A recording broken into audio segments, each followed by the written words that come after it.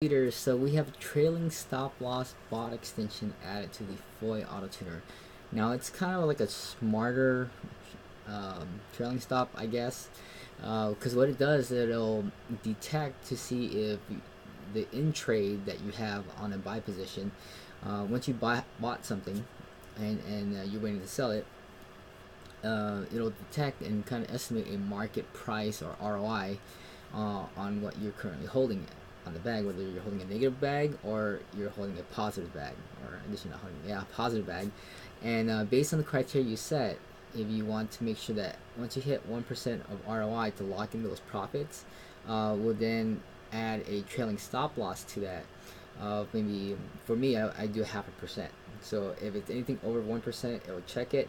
If it is, then we'll put a 0.5% trailing stop loss on it. Now, as far as percentage goes, it could probably vary. I don't know if there's any number, but since we are kind of doing day trading, we kind of want to have a tighter stop loss. We want to, kind of thing, hold bags and all that good stuff. So let me show you how it's set up. Okay, let me switch over. All right, so actually, let me take my iStream color, disable that real quick. All right, cool.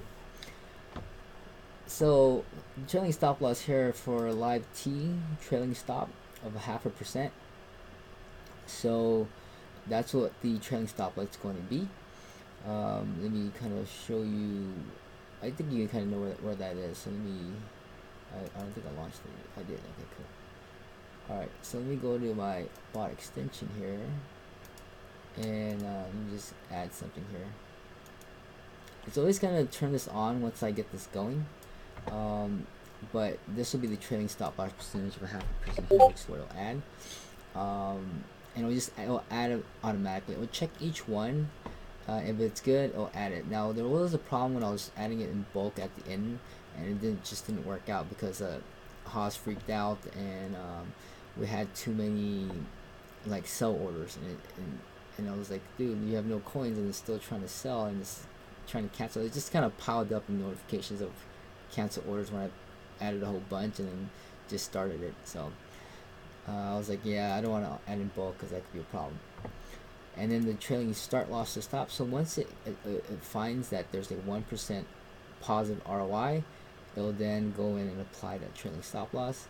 Same thing for live C, and trailing stop loss for live C also. So make sure you have these two checked. Make sure you save your settings file to file, and then just kind of uncheck everything. Make sure it's popping back up by loading it back, and if it does pop up, then you have successfully saved your file. Alright, it came back up. So now I can go ahead and initialize all my functions and then start my live T and live C trading only.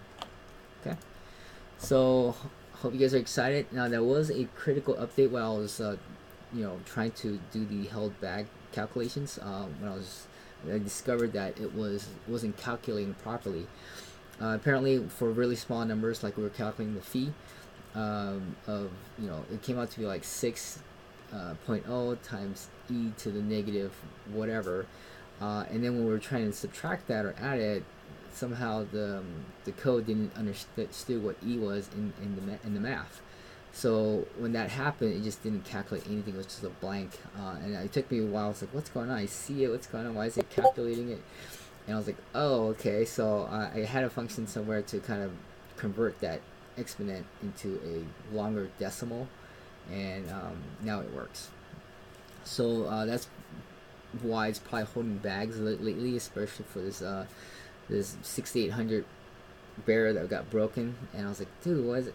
So yeah, so there, of course, start small before you go to a big wallet, and this should resolve a lot, and we'll see how well it improves from this point on. Okay, thank you.